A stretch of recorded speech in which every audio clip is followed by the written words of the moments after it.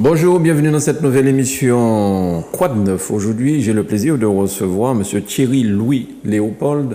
Nous allons parler d'immobilier parce que vous n'êtes pas sans savoir qu'aujourd'hui à la Martinique, beaucoup de voix s'élèvent en disant que nous vendons la Martinique en petits morceaux et que les gens sont désolés. Donc, nous allons avoir avec M. Thierry Louis Léopold, qui est expert en immobilier en Martinique.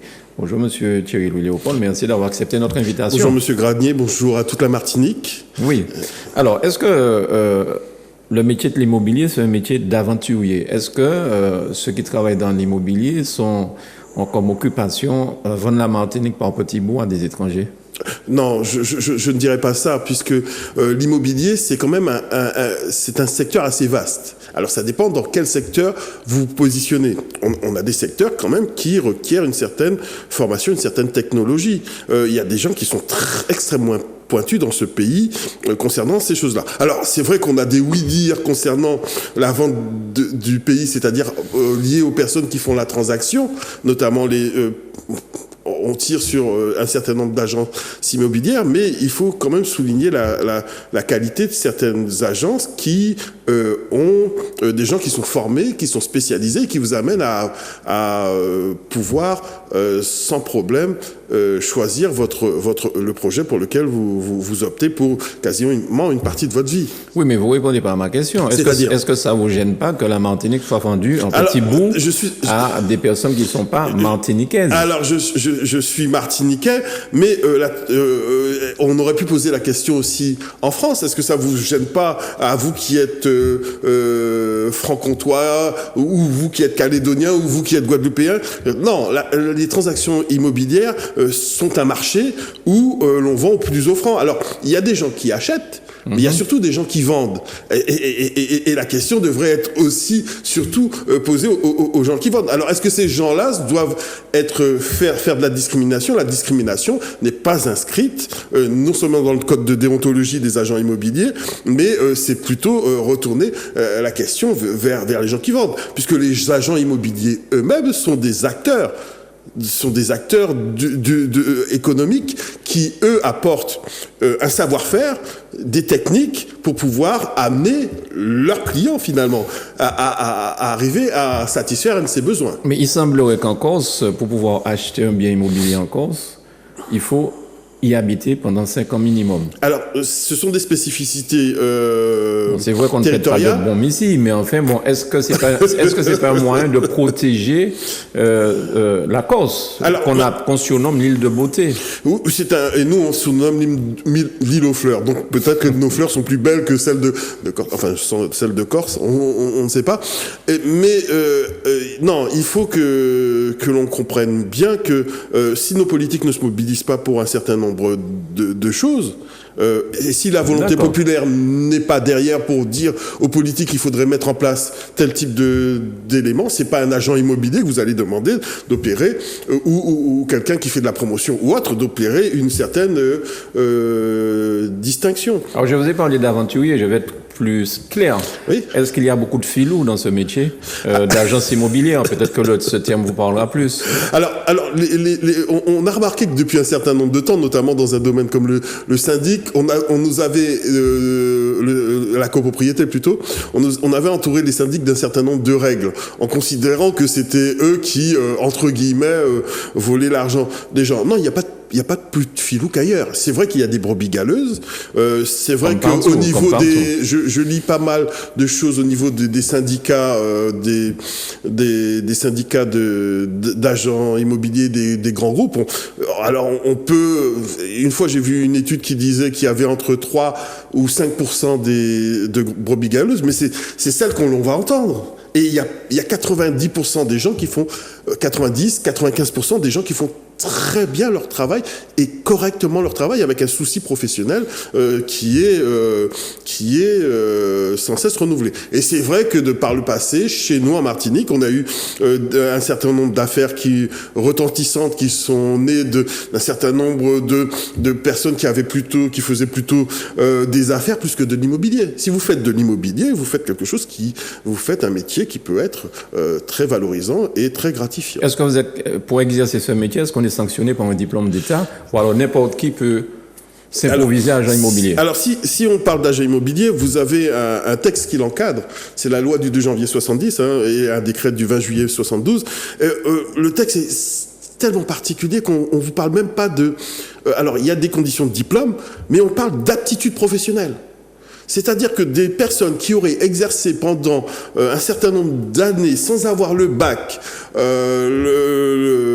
dans un des secteurs, par exemple la transaction, vente des immeubles ou la gestion, peuvent prétendre à avoir une carte professionnelle. Mais il y a aussi une condition alors il y a quand même une condition de casier judiciaire. On vous demande votre casier judiciaire. Donc et il y a aussi pour un certain nombre d'activités. Ce qu'on ne demande pas aux hommes politiques pour se présenter. Voilà, exact. Ben oui, parce que eux, on leur accorde la X chance, ce que l'on n'accordera pas quelquefois aux agents immobiliers.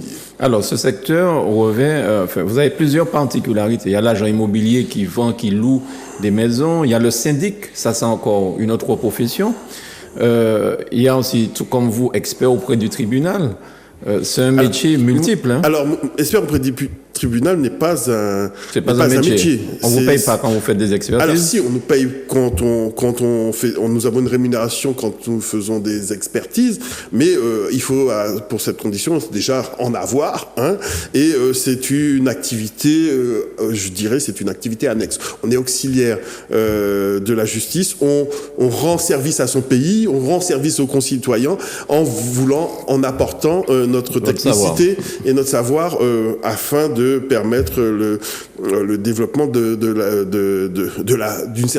la vérité, pas d'une certaine vérité, de la vérité technique que l'on a. Alors, c'est vrai que nos domaines sont multiples. Donc, par exemple, expert immobilier, vous avez dit, c'est pas un titre protégé. Donc tout le monde peut dire qu'il est expert immobilier. Par contre, nous avons des formations, notamment en Martinique, pour lesquelles je regrette que ces gens-là ne viennent pas, par exemple, faire des émissions sur Zouk TV ou autre, valorisées comme le CNAM. Le campus aussi a une formation. Vous enseignez d'ailleurs. Alors, je suis chargé de cours sur le campus, mais j'enseigne aussi au niveau du CNAM, et nous avons des formations. C'est quoi le CNAM? Alors c'est le Conservatoire national des arts et métiers. Alors, les gens appelaient ça vulgairement dans le temps les cours du soir. C'est une sorte de promotion sociale. Beaucoup de gens oublient que le CNAM, c'est une grande école. Nous avons en Martinique une grande école qui coûte peut-être moins cher qu'HEC et autres, dont les diplômes peuvent être reconnus nationalement et localement, qui forment des gens avec un certain niveau, parce que le CNAM ne se contente pas de former on ne forme pas des agents immobiliers, on forme des juristes dans l'immobilier, mais on peut avoir des gens qui sont experts comptables. Il y a l'INTEC, il y a un certain nombre il y a des gens aussi qui ont des grandes écoles du CNAM pour les commerciaux. Il y a une belle école aussi, et aussi pour les directeurs des ressources humaines. Donc c'est pas mal. Alors pour prendre des cours au CNAM, il faut se diriger vers qui, vers où le CNAM a un bureau sur le campus. Je vais donner leur numéro. Bien sûr. Pourquoi pas. C'est le 0596 61 10 26. 0596 61 10 26. Vous orientez vers le CNAM, ou vous allez sur le site du CNAM, CNAM.fr, et vous regardez. Mais la rentrée se fait à quel moment? La rentrée universitaire, ou bien elle est décalée par rapport à l'université? Il y a une rentrée universitaire, mais on fonctionne aussi par semestre. N'oubliez pas que c'est la promotion sociale, c'est permettre à tout le monde de pouvoir bénéficier d'une avancée personnelle et professionnelle dans un domaine. Et voilà, donc le CNAM existe. Et le campus existe aussi. Alors, est-ce que vous êtes sanctionné? Enfin bon, je sais pas. Est-ce que dans ce métier, vous entendiez parler de brebis galeuses? Parce que moi, je prends un exemple dans le métier des architectes, par exemple. Il est extrêmement difficile de sanctionner ces gens-là. J'en veux pour preuve cet architecte qui a fait ce bâtiment ici. Bref, on va pas s'étendre sur ça. C'est pas moi qui suis interrogé. Mais il y a des voies de recours. Vous avez la justice. J'ai failli bégayer. Il y a des voies de justice. Et puis cet architecte a un ordre. Alors nous, en tant qu'agent immobilier, nous n'avons pas d'ordre professionnel, mais cet architecte fait partie d'un ordre professionnel. Et si vous obtenez une condamnation ou autre parce qu'il y a un défaut de conception, il risque de se faire fortement taper sur les doigts, parce que les ordres, par définition, sont là pour pouvoir permettre justement j'allais pas dire d'expurger, de renvoyer ou de mettre à l'index des gens qui ne respecteraient pas la déontologie, l'éthique de ces professions. Ce qu'il n'y a pas effectivement au niveau des agents immobiliers, mais maintenant on a un conseil territorial qui est chargé de ce genre de choses. En tout cas, l'architecte dont je parle, après avoir porté plainte à l'ordre des architectes, il ne savait pas quoi faire de lui. Et il semblerait qu'il ait plusieurs affaires. Mais enfin bon, on n'est pas là pour parler de ça. Malheureusement, il y a des brebis galeuses partout. Oui, dans toutes les professions. Voilà. Je crois même dans la vôtre. Donc, probablement. Probablement. Oui, mais même dans les familles, il y en a. Alors donc, finalement, nos métiers...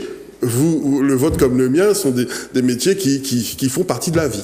Alors, est-ce que ça coûte cher de passer par vous pour louer ou alors la copropriété? C'est quelque chose qui est compliqué. Est-ce qu'on est obligé d'avoir un syndic de copropriété ou bien est-ce que quelqu'un dans l'immeuble peut faire office de copropriété gratuitement? Alors, vous pouvez en copropriété avoir ce qu'on appelle un syndic bénévole. Donc, c'est un des copropriétaires qui dit, je souhaiterais administrer la copropriété. Alors, on a un petit combat doctrinal avec les gens de la maison de l'expertise, que je salue, où pour certains, on doit présenter un contrat de syndic. Quand on est bénévole, pour d'autres, on ne présente pas de contrat syndic. Parce qu'il ne faut pas oublier que bénévole ne veut pas dire forcément gratuit. Vous pouvez décider d'avoir un syndic bénévole, l'un d'entre vous, et puis cette personne décide d'être rémunérée.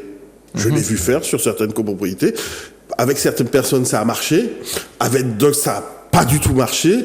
Et ils sont venus en courant chercher des syndics professionnels. Donc, pour répondre à la question, si ça coûte cher, c'est quand on a des ennuis qu'on sait si ça coûte cher.